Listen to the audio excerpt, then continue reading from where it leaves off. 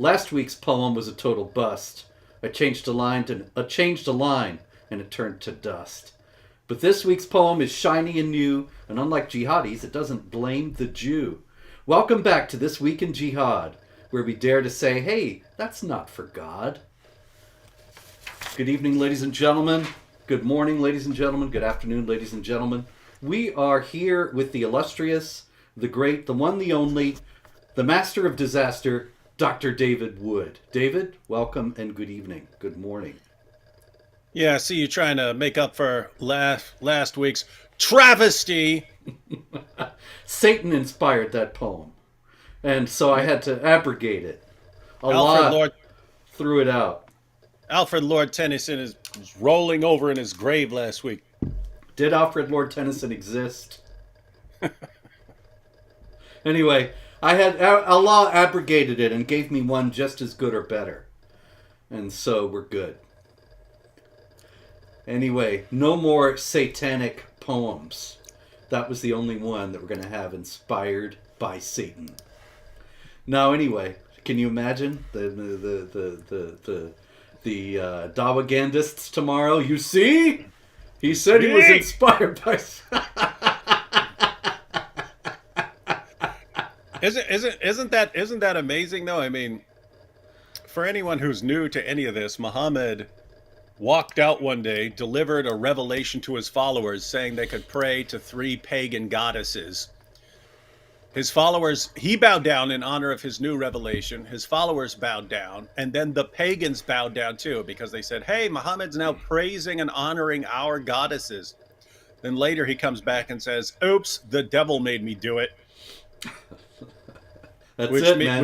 Which means he could not tell the difference between a revelation from God and a revelation from Satan. It's like, if I knew nothing about Muhammad except that one fact, that would be enough to say, this is the last person in the universe I would ever take seriously on matters of religion. And that was nothing compared to what would follow for him. That's right. Wild stuff. Yes, it's great. And there's so many of his followers who have been busy emulating him as they are commanded to do in the Quran. And so we can get right to it, David. We had a very busy group of Muslim migrants from Syria in Austria at the in Vienna, I believe. Hard to tell here. But they were there was a young couple. They were walking to a bus stop in the 14th district, I believe that's Vienna, near Hütteldorfer Straße. Hütteldorfer Straße, ja? Und there was a Syrian and he was following them, yeah? And they changed direction, but he kept coming. He began to whistle at them, and they asked him, why are you whistling? And then he began to try to stab them. There were 4 knife attacks in 48 hours, all done by Syrian Muslim migrants in Austria in these past few days. And so why do you think there would be so many knife attacks by Muslim migrants? How could they all be misunderstanding this peaceful religion in this way? Well, if I were to look at this from the perspective of government officials and journalists, I would say that perhaps there was a culture shock at seeing the tiny sausages for which the city was named. And then they just can't take it. They just can't take it, and they go on a stabbing spree. There's sausages everywhere. You're trying to tempt us with these little sausages. And then you get a stabbing spree. So it's really the fault of the Austrians. Yes, their Islamophobia leads them to continue to eat pork in the presence of Muslims. What do they expect? Here's an interesting story out of Germany, right next door to Austria, but not to be confused. Do you know that there's actually a law now after Hitler that Germany and Austria cannot unite, no matter how much they might want to? They can't, because they tried that once and it didn't work out well for anybody. And that's good. That's fine with me, because I don't like either one of them.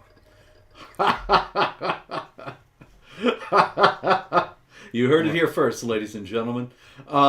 Anyway, in Duisburg, there was a stabbing spree, another stabbing spree, and this was another Syrian migrant. And he stabbed 4 people in a gym. I believe I mentioned this on an earlier show. Now, David, the interesting thing about this is that after he was arrested, the cops went to his apartment. The Gestapo went to his apartment, yeah. No, I know there's no Gestapo now. It's all they're all a free country now. And they found explosives. Actually, they found material about how to put explosives together, as well as how to construct poison gas. And they also found notes in which this gentleman had actually written out passages of the Quran by hand. And the passages of the Quran had to do with unbelievers. So he must have been reading all about and writing down passages all about how unbelievers should be given love and understanding and tolerance, right? Yeah, that's basically the entire Quran, Robert. Come on. Yeah, so, you're being sarcastic, but I remember years ago there was some news story going on about Islam and some terrorist attack or other, and so of course there's the imam there on CNN or whatever it was to explain it all away, and the host actually said, so is there some passage of the Quran that some Muslims misunderstand to mean that they should do violence? And a single passage, she was asking. And he said, there might be some passages that people misunderstand. But the idea that the unbeliever had, that the infidel news host had, that there was just one problematic issue in the Quran, and the rest of it is all peace and love. I expect that that's what a lot of non-Muslims in the West do assume.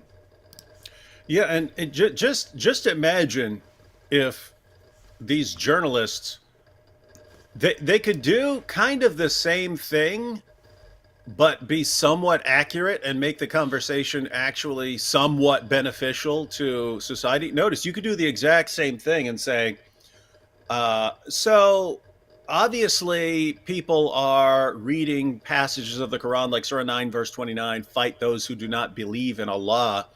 And they assume that Allah actually means what he says. He actually means fight those who do not believe in Allah. But we know that that's not what Allah really means. So could you explain to everyone how you conclude when Allah means the opposite of what he actually says in the Quran? Could you explain that for us? And then you're still giving the imam time to, say, oh, what Allah really means when he says fight those who do not believe is fight people who are attacking you, but only in if it's your last resort and it's a matter of pure self-defense. That's what he really meant. So, but people would actually be informed on what's going on in the mind of the jihadis while still allowing the imam to sugarcoat everything. So, I mean, just imagine, you wouldn't need to know much. You need to know a couple of the verses that are in the minds of jihadis to actually ask about them and have some level of information in your video that isn't just complete nonsense. David, if I were CNN, I'd hire you. Imagine, Robert. You've seen the plummeting numbers of CNN for many years. Yes. Just imagine if CNN decided, hey, we're going to quit. We're going to stop defending these terrorist attacks. We're going to stop protecting the most obvious false prophet in history. We're you know what? We're announcing our new show here on CNN. David Wood and Robert Spencer, This Week in Jihad, ladies and gentlemen. I accept. I'll do it. I was on CNN a few times back in the old days before they really froze out anything but their own perspective. And the best thing actually that ever happened to me, maybe ever, happened in the CNN studios when I was standing around waiting to go on. Waiting actually to go into the studio and get mic'd up and all that. And this elevator door opened, and there was Mike Ditka standing there, the Seriously? former head coach of the Chicago Bears. Yeah. And I was sort of taken aback. I was surprised. I hadn't really expected that. So I said a very intelligent thing. I said, "Hey, you're Mike Ditka." That was brilliant. Yeah. And Mike Ditka said, "You're that guy." And then the elevator doors closed. Classic. Anyway, nothing to do with Jihad. So, okay. Yes. Although, I mean, Ditka was the coach of the 1985 Chicago Bears. That's when they had, of course, McMahon and Refrigerator Perry, Walter Payton, Samurai Mike. They had a pretty good squad. They won the Super Bowl that year, just like we're going to win this Super Bowl against Jihad. See, I tied it together. That's a beautiful thing. You know, while we're on football, I could also tell you that Lawrence Taylor almost killed me once. New York Giants player, right? And way back when I was in college, I was working all night in a convenience store, and he walked in and put a 6-pack of beer on the counter, and I did what the rules were. "May I see your ID, please, sir?" Because they would fine you $500 if you did not ask for the ID. And Lawrence Taylor, man, he had a fit. He was so angry, and he called me every other thing, and he paced up and down. And then he left, and I thought it was the end of it. And then he came back later with his ID, pushed it over at my face across the counter, and I saw, "Oh, Lawrence Taylor. Oh, I should have known." And he bought his beer. But anyway, he did not kill me, so we are still having this show. Did you at least get his autograph? I did not. So it's his word against mine, I'm afraid. Greatest outside linebacker in history, and you don't get his. Okay, all right. I didn't know who he was. This is how things work in Robert Spencer Land. He meets Iron Mike. He meets Lauren LT, Iron Mike. Yeah, I met all these guys. Yeah, I didn't know who he was, but he knows it happened. If he's listening tonight, Lawrence, you know, you remember that day probably because he's probably still get mad about it. Anyway, let's go to France. And in France, we had a story last Friday, David. We talked about this guy who painted Allahu Akbar and Islam is the way or something like that. I forget the other one, but Allahu Akbar certainly on the wall of a church. Now, this turned out that he had a very busy evening. That not only did he do that, but he then went off and set fire to a gas station. And then went from the gas station to a bus station and set fire to 10 buses. And when he was arrested, he said that he had been planning to set a fire in the local forest. And so he was on a very busy jihad night. The graffiti was just the beginning. And this also is yet another one of those who was invited into France recently as refugees. Yeah, actually, I have it here. Yeah, he painted Allahu Akbar, no God but Allah, and long live Islam and peace on the church wall. I thought we talked about that last Friday, but maybe not. Anyway, this is all one guy's big jihad spree. Well, they sure know how to pick them.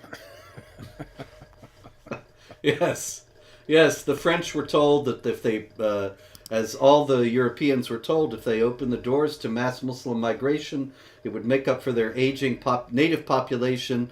They would form a workforce and do the jobs that the Europeans didn't want to do or got to be too old to do. And instead, many of the new arrivals have gone on welfare, have not been taking the jobs at all, and are just another burden on the system, the already overburdened welfare systems of those countries. Yesterday, I read a questionnaire from John Wayne Gacy. You remember him? Oh yeah. Yep. So serial killer, strangled, stabbed, and raped the like 33 young men. But reporters who wanted to come interview him before he was executed, he would send them he would send them a questionnaire, and you had to fill out this 2-page questionnaire so he would decide if he wanted to let you come interview him. And it's things like, what's your favorite food, and what's your favorite this, and what's that, and it's like all these weird questions, like what's this guy asking all this stuff about. But he's like filtering people who are going to cast him in a positive light. Anyway, I was just thinking, as you were mentioning that story, that like it seems like they have some sort of questionnaire for migrants. It's like, do you want to burn everything you see to the ground? Do you want to rape everything that is not wearing a full burqa? Do you want to? Because it seems like it seems like that's like who they pick, apparently. Mm-hmm. It's a good idea. There should be such a questionnaire. Do you know that, I don't know if this is still true, but it used to be true. Right after 9/11, there was actually a form that people wanting to enter the United States had to fill out, and it said, "Are you a member of a terrorist group?" And you would say yes or no, and then there was a little asterisk, and it said, "Please note, if you answer yes, this will not necessarily prevent you from being able to enter the United States." Oh, sweet. Seriously. I don't know what insanity has overtaken these people, but isn't that funny though? Because again, this would be really easy to do. You hook the people up to a lie detector for a couple minutes, and then you ask some of these questions. Because guess what? If someone is a member of a terrorist organization who's infiltrating your country for that terrorist organization, chances are they're okay with lying to you. I mean, chances are.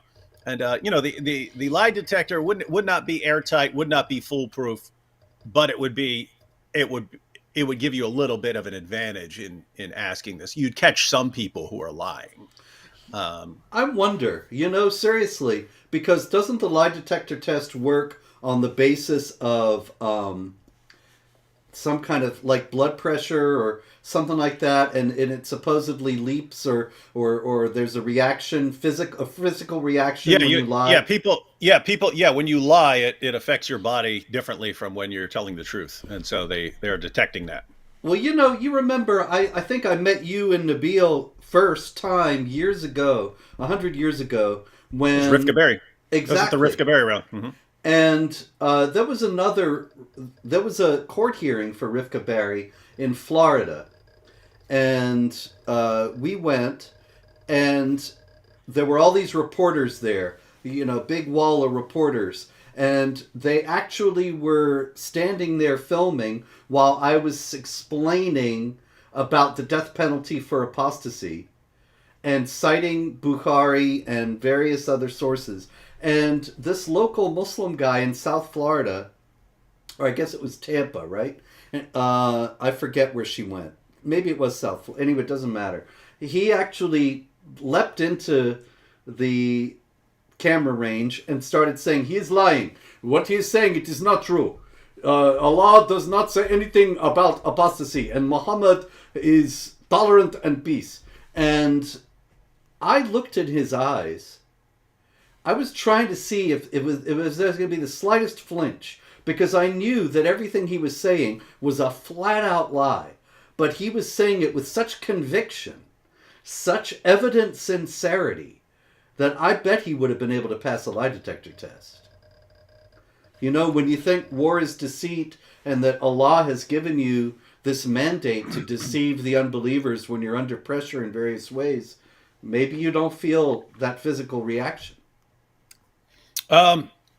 Yeah, that's true. They do tend to work pretty well, though. The reason they're not allowed in court is that they're not 100%, and you don't want to convict someone based on some weird flaw. But they're pretty reliable, which I'd settle for if you're asking questions of some jihadis. But yeah, like psychopaths are apparently good at beating them because they have no problem with lying, right? Mm-hmm. They can just lie and they don't care. So anyway. But yeah, anyway, something. something would help.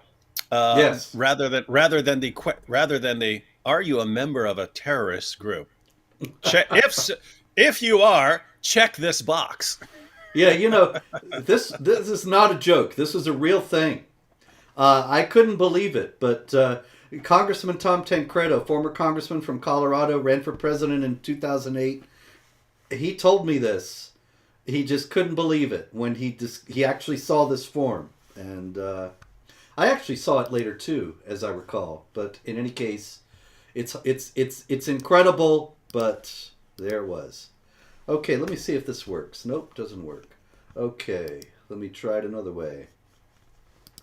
The next story, David, comes out of Florida. This young gentleman, can you see him there? Looks like Opie Taylor. Well, that's Opie Taylor from hell.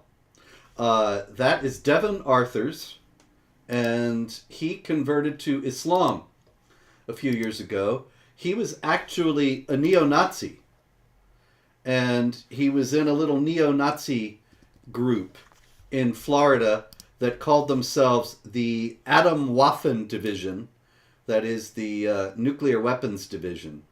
And a couple of his roommates were in it as well. Jeremy Himmelman and Andrew Onseschuk. And after a while, though, I don't know, maybe he got tired of all the Heil Hitlering and all the silly nonsense that they were doing. And so he was looking for something else, but he did not go far. He converted to Islam. And so Himmelman and Onseschuk, what do you think they did, David? They began to make fun of him. They began not only to make fun of him, they began to mock his new religion. Well, that's kind of Islamophobic. Yes, indeed. And so what he did was he got a gun and he murdered both of them. And he explained that he said, I had to do it. This would not have had to happen if your country didn't bomb my country. Now, Devin Arthurs is an American. So what did he mean by if your country didn't bomb my country? Yeah, so something in the Middle East, which is now his country now? Yeah, he's part of the global Ummah, the Islamic community worldwide. So his nationality is superseded. He is a Muslim before anything. And he also said that he wanted to do it to call attention to the dangers of anti-Muslim sentiment. Yeah, well, did a bang-up job there. Yes. I had. It's interesting. I have heard over the past several months. I have heard about people who are neo-Nazis, or at least with those sympathies, converting to Islam, wondering why, of course, and maybe it's just maybe they're actually looking into the history of the Nazis and seeing what great buddies they were with, with the Grand Mufti of Jerusalem and stuff like this, and maybe they're looking into that, or maybe it's just they hate, they're on the same page when it comes to hating Jews, and they think, hey, there aren't a lot of neo-Nazis, but if I really want to target Jews, and there's this much bigger group out there that I can be part of. Yep. This is another picture of Devin Arthurs. This is when he pleaded guilty just a few days ago to the two murders. Pleaded guilty to what? Being a dork? Classic. Guilty. He pleaded guilty as charged to the two murders. He got 45 years in prison for two murders, which I think is a bit lax, but whatever. And he apologized. He said that he wanted to be a witness against extremism now. Right. But do you see this picture here, David? And it seems to me that he's still got the Islam going, because he's got the shaved upper lip and the beard.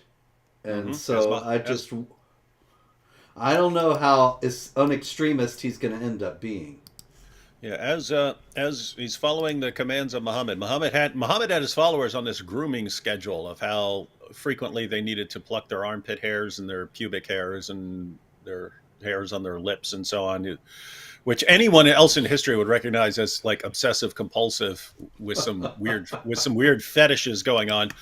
But if you bring this up to Muslims, like, hey, why is your prophet obsessed with you plucking your pubic hairs and your armpit hairs and how you pee, and why does he say that over half the punishment of the grave is for urinating improperly because you don't squat to pee like a girl? It's like, why is your why is your prophet obsessed with all this stuff? And they're like, oh, because he's pro hygiene, and it's like, no, I mean, this is the same guy that said you could use water with dead animals floating in it to perform your ablutions. Matter of fact, the well of Buddha, that had used menstrual. That's where they dumped their toilet buckets, their menstrual cloths, and they threw dead animals in there. It was not considered water to use. It was a dump. And Muhammad said, yeah, you can use that for your ablutions. So this is not about hygiene. This is the guy who walked around covered in semen. Aisha would say she would always have to scrub it off when he's walking out to the mosque. Then he goes to the mosque and hugs it out with all his buddies after Aisha scraped some of the semen off. Anyway, the point is, this has nothing to do with hygiene. The dude's just obsessed. Dude's just obsessed with how you groom yourself and stuff like this. It's probably connected to the grooming gang, since it's all grooming. Anyway, I don't know. Weird stuff. Weird, creepy stuff in this religion. Yes. No doubt about that. Okay, Nigeria. Always a hotbed. Yep. We have a worship service going on last Sunday morning at the Beje Baptist Church on Baruku Baringi Road, David, if you want to go to it. It's in the Chikun local government area of Kaduna State. And the jihadis came in. The worshipers were in the middle of the Sunday service. About 9:30 in the morning, the jihadis opened fire outside the church, and then they came in. They didn't kill anyone this time, though, but they stormed the place and they carried off 40 of the Christians. Now, what is the kidnapping all about? Well, that's been built into Islam for a really long time. The taking captives. You can of course take them, make them your slaves. You can sell them. You can trade them. The women, you can rape them. And from an Islamic perspective, why wouldn't you? God is saying that he actually likes it when you go out and kidnap and rape these unbelieving women and so on. That's a very important point, because a lot of people don't realize it's not just that these things are given permission, but when Allah says, you can have 4 wives and the captives of the right hand, and the captives of the right hand are women taken in war and used as sex slaves, then that's something that is obeying and fulfilling an express command of Allah. And so it's kind of sacramental in a certain sense. It's a devotional act to commit this rape. And this is something that some of the victims of the rape gangs actually said explicitly, that the rapists would read Quran or pray and tell them that what they were doing was a kind of prayer to Allah, and so on. I've got all the quotes and links at Jihad Watch. It's hard for Westerners to believe, but there it is. And yet, if you tell them, you're the bad guy. Not the people who are doing it. They're okay. You're the bad guy for telling people about it. Indeed. Since we're in the United States dealing with Devon Arthurs, I should have done this one right after. This is a guy in Virginia, from Fairfax County, Virginia, where I once attended public school way back in the early 70s, long before you were born, David. Muhammad Azharuddin Chipa in Fairfax County, Virginia, was wiring money over to Islamic State women in the Al-Hol refugee camp, which is interesting because the Al-Hol refugee camp is where Shamima Begum, the famous ISIS bride in Britain, from Britain, lived for a while. I don't think she lives there now, but in any case, it's a hotbed of jihad activity. And these Islamic State women that he was sending the money to were very much part of the jihadist activity in this camp. He sent them at least $18,000, but since he purchased 187,000 in digital currency altogether. It's very likely that he sent them much more than just the 18 grand. And he said that he said, I realize I only have 3 or 4 destinations in life, including Hijra or Jihad. And his home computer had thousands of videos, pictures, essays, books, notes, and search histories about Jihad and ISIS. Of course, so does mine. But anyway, I haven't been sending money to ISIS girls in Syria. Yeah, that's I'm sure you've seen that these you've got these ISIS jihadi women in these refugee camps. And have you seen this where they're having like the 12 and 13 and 14-year-old boys? They're making the 12 and 13 and 14-year-old boys have sex with them because they're trying to make babies to be the next generation of jihadis. It's interesting how like their thinking is long term, right? They have this long term thinking. It's like, hey, they joined ISIS because that's what they want. They want this Islamic caliphate. They lost. They're in a refugee camp. And so what do? What do? Do you give up and say, oh, okay, this didn't work out. Allah isn't really supporting this. We need to shut it down.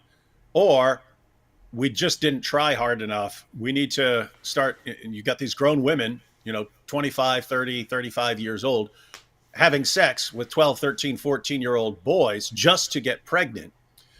So that they can, so that 15, 16, 18 years from now, they've got the next generation of jihadis. And then you also have people who aren't involved in the actual jihad except for supporting it financially. Why is this guy sending this money to these brides who are plotting the next generation of jihadis? He's sending them money, right? Here's to support you and your kids as you raise them for jihad. It's very, very long-term thinking compared to the rest of the world. Well, this is a very important point also, David, because of course you're talking about people who they believe they're waging a 1,400-year-old struggle. They think that they inherited this from their fathers. They will pass it on to their children and grandchildren, and it's just going to keep going. Whereas in the United States, people think, oh, jihad? Yeah, that was 2003. Now it's all over. And they have no idea of what's going on or what is likely to come in the future. From Iran, from the Islamic Republic of Iran, David, on Monday, they executed 2 people for desecrating the Quran and insulting Muhammad. Wait, now, I do those things all the time. Well, if you go to Tehran, you might get executed. So I would cancel your vacation plans. That's weird. They're executing people for stuff I do pretty regularly. Yeah. Interesting. And yet, let me get this straight, Robert. Let me get this straight. Wherever this ideology takes hold, people like me and like you and like most of my friends all get slaughtered. They all get executed. Mm-hmm. Okay, so I don't know. Am I allowed to oppose that or not? Because this is something. It's spreading, and it calls for my death, possibly the death of my wife, but they might just take her as a sex slave. And the brutal executions of most of my friends, and you're saying I'm not allowed to stand in the way of that in any way, or that would make me a racist and a bigot, right? Yeah, that would be Islamophobic. Okay, not wanting to die, not wanting my family to be enslaved, not wanting my friends to be brutally murdered. That's wrong. Okay, yeah, I got the rules. Actually, I'm going to skip ahead here to the stupid infidels because the White House, actually, the second gentleman, this is a new thing. He's the very first second gentleman, Douglas Emhoff, the husband of Kamala Harris, the Vice President of the United States. He hosted a meeting at the White House this past week. And it was a listening session on Islamophobia.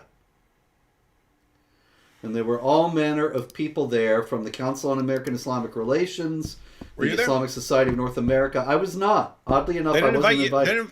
Me No. neither. What is up with that? Anyway, I don't know what's going on. You know what's weird, David, is that not a single one of the people who was invited represented any point of view other than that of CARE and ISNA. That is, it was all people who say, oh, Islamophobia is this terrible problem. There wasn't a single person there who would have said what you just said, that all your friends and family and you yourself would be killed just for criticizing this ideology, and yet nobody was there to say, wait a minute, if that's what Islamophobia means, then everybody should be Islamophobic. Isn't that? I mean, isn't that interesting? If you're with like the Council on American Islamic Relations, suppose hypothetically, now we know what goes on. We've heard what goes on behind the scenes of that organization and what the real agenda is, and you could see it if you look. If you look, you can see what the real agenda of that group is. But suppose hypothetically you had someone there who actually believes what they say in public. Suppose they actually believe that it's all peaceful, and anyone who says otherwise is just completely misreading the Quran and the Muslim sources and so on. Wouldn't you want the opportunity to expose people like, I mean, wouldn't you say, hey guys, look, if we're doing this big thing, this big event, let's get Robert Spencer and all these other guys, let's get them in here. Let's get them on stage. Let's say, okay, Robert, what verses are you misquoting and distorting? Go ahead and tell us your verses and we'll discuss it. We'll all get in this big discussion right now and see if we can get to the bottom of this so that people realize that they can't trust you because you're the one who's misrepresenting the sources. Instead, we're the ones always offering discussions like that, and they want nothing to do with it. They have to so completely marginalize everyone who disagrees with them that the other person can never be so much as allowed to speak. And that is very odd if you think the evidence is decisively in your favor. Mm-hmm.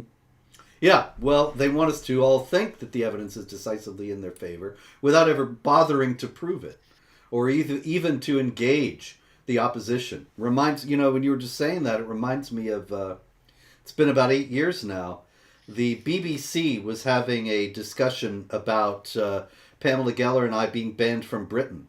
And I happened to be sleepless that night, as sometimes happens. And so about 3 a.m, I saw them announce it on Twitter. And so I tweeted back at them, how can you have a discussion about Pamela Geller and me without having either of us on the show? And so they were kind of shamed into having me on the show. It was 5 a.m. and I hadn't slept, and I'm on this show. But let me guess, you were still in your suit though. Well, of course. And these are my PJs. And they had an imam, and so the host says, well, so what's your problem, Spencer? What do you have a problem with in the Quran? And so I reeled off some of the usual verses. Whoa, that's pretty powerful. Yeah, it was. You did that. Yeah, well, you can. It's still out there on YouTube, I think. They took it down once. It had 500,000 views, but they took it down. But I think somebody put it back. Anyway, so I reel off some of the verses. Kill them wherever you find them. Beat your wife. This and that. And the host says, "Okay, Imam, what do you have to say to all that?" And the Imam says, "I don't have anything to say to all that. That's his field." And the guy says, "Wait a minute, you're an imam. This is the Quran." And he said, "I'm not here to talk about that. I'm here to talk about why he should be banned from Britain." He did not offer the slightest. He didn't even say it's all out of context and it's all 7th century. It's all made up, whatever, misquoted. He didn't even offer the usual. He said that's my field, the Quran. And that is why they can't have a public discussion about this.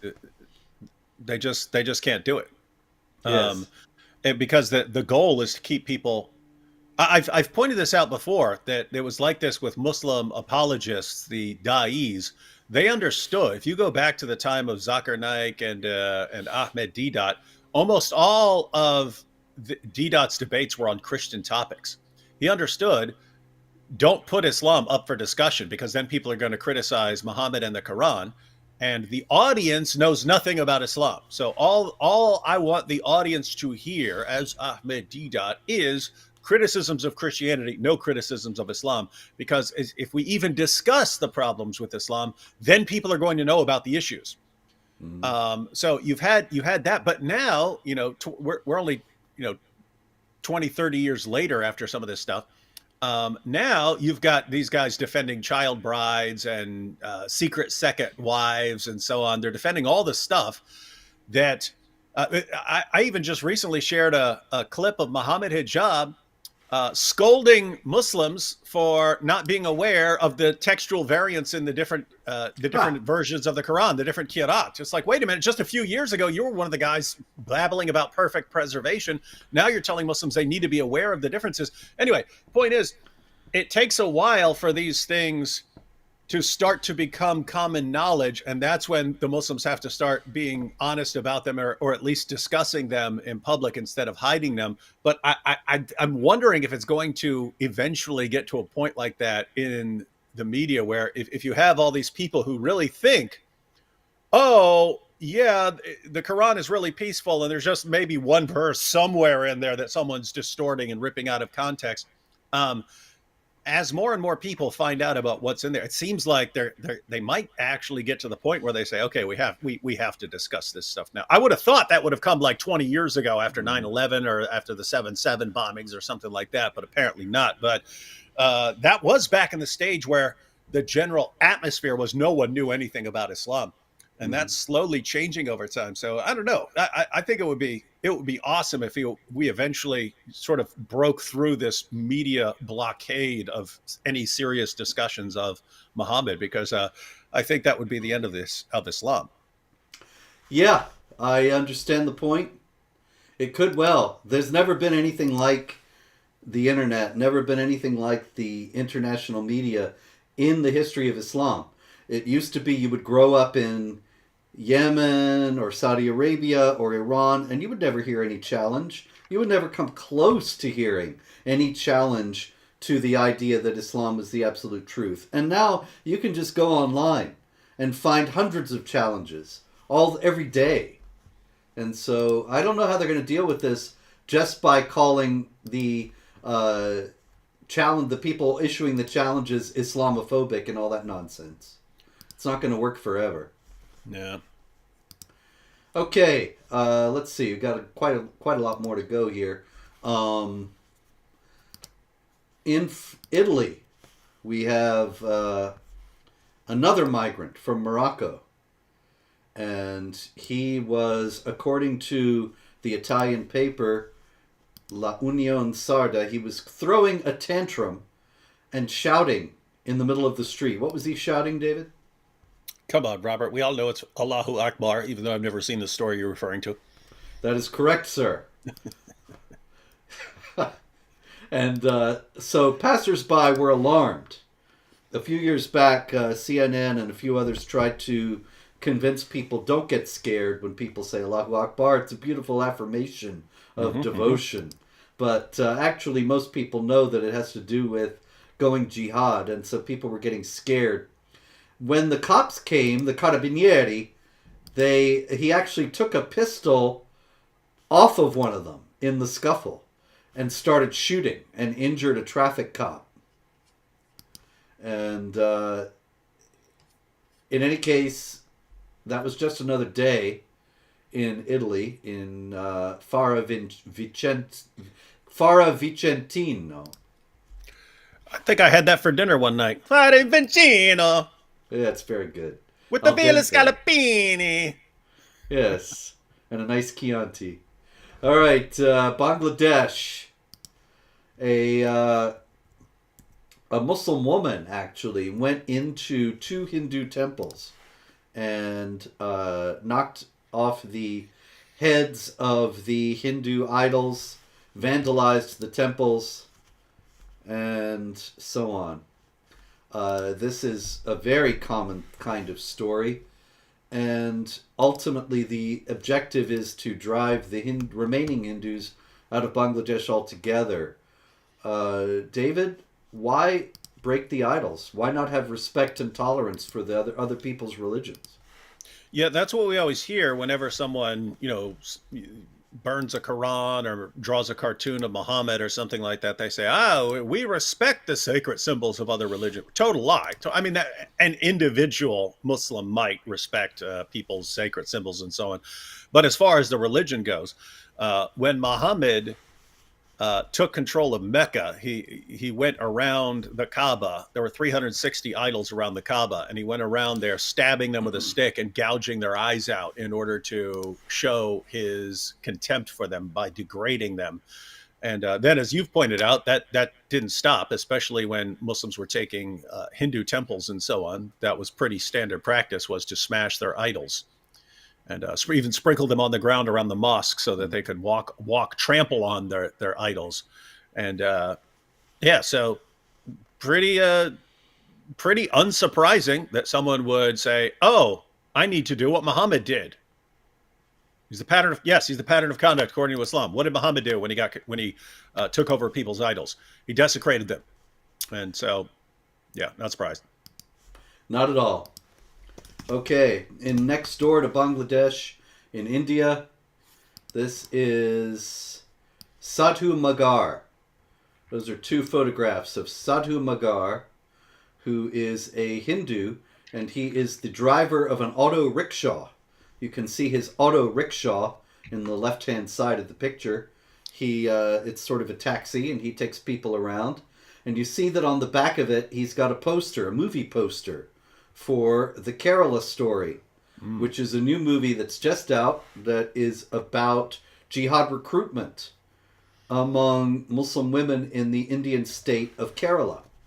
And Sadhu Magar was actually offering people free rides in his auto rickshaw if they were going to see the Kerala Story, because he thinks it's an important movie and was encouraging people to see it. And so local Muslims in the area where he was working found out, and what do you think they did, David? Did they congratulate him on his commitment to tolerance and pluralism?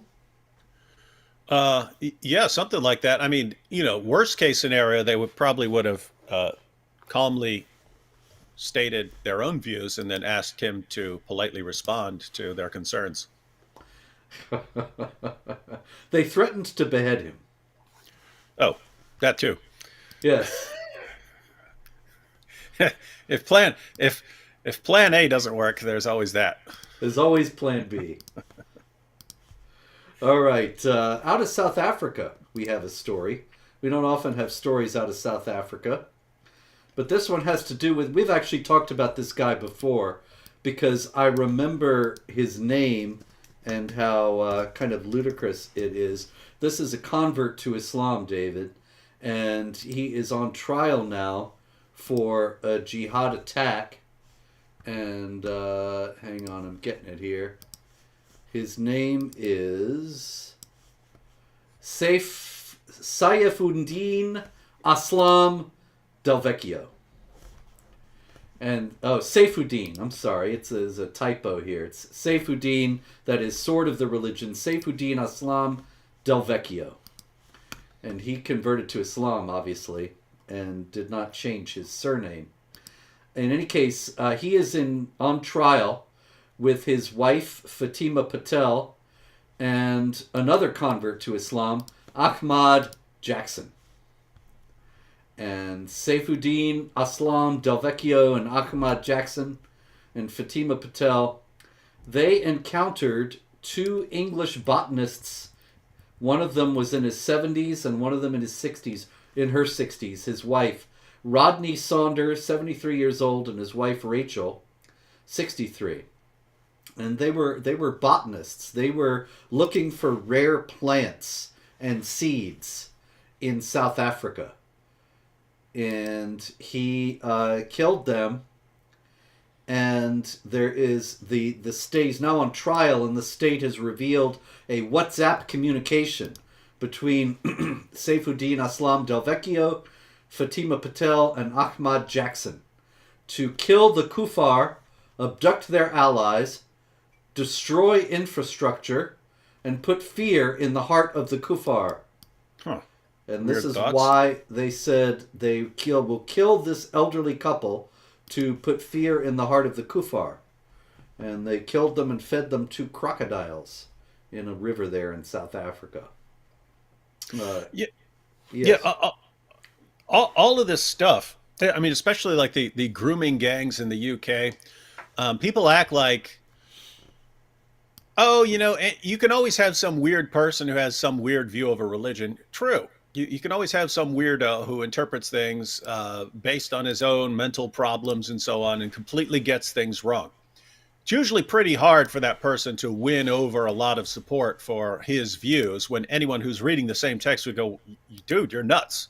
So you could come up with, anyway, the point here is, if I came out to my friends tomorrow and I said, hey guys, I was just reading the Sermon on the Mount, and I've concluded that Jesus really wants me to go brutally murder some botanists and destroy the infrastructure and everything. Like, no one's gonna be like, oh wow, you're right, let's go do it, right? You're not gonna win a lot of support. And the same thing with like the grooming gangs. If you ever notice, it would be like, when it would give the list of like the 20 guys who are on trial for raping these girls and stuff, it would be like fathers and sons and brothers and cousins. It's like this big family affair. And I was just thinking about, if I went to my brothers and I said, hey, let's go gang rape a 12-year-old, there would be some brief amount of time where they try to figure out if I'm serious or joking. If they discover that I'm serious, someone's getting clocked right there. Someone's getting knocked out for even suggesting that. So that's the idea. Of course, you can have people who have weird views and misinterpret things and so on. Why is it that so many people instantly are on the exact same page when it comes to jihad? If it's just a misunderstanding of some weirdo, why, as soon as ISIS goes, hey, we're starting the caliphate, you get this flood of tens of thousands of people from all over the world who somehow magically had the exact same ideas about how they're supposed to live? Weird that all of this is just this mass misunderstanding. It is. It's astonishing.